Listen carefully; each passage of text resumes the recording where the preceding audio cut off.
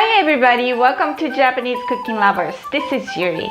Today I will show you how to cook Kinpira Gobo.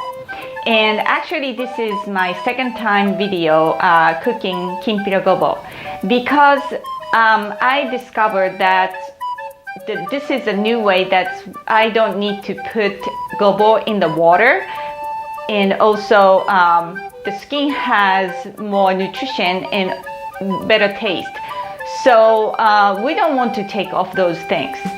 Then this is the new way, so check it out.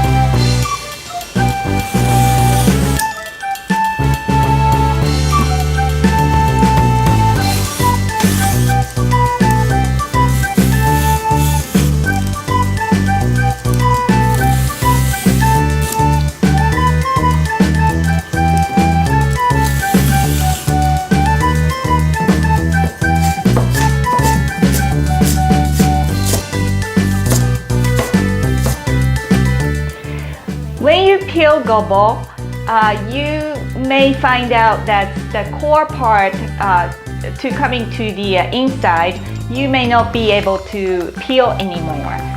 By the way, carrots, you can peel everything, but gobo may have hard time cutting inside. And on this video, I used that part also, julienne, just like the other part of gobo. But if you don't want to use it, you don't need to use it.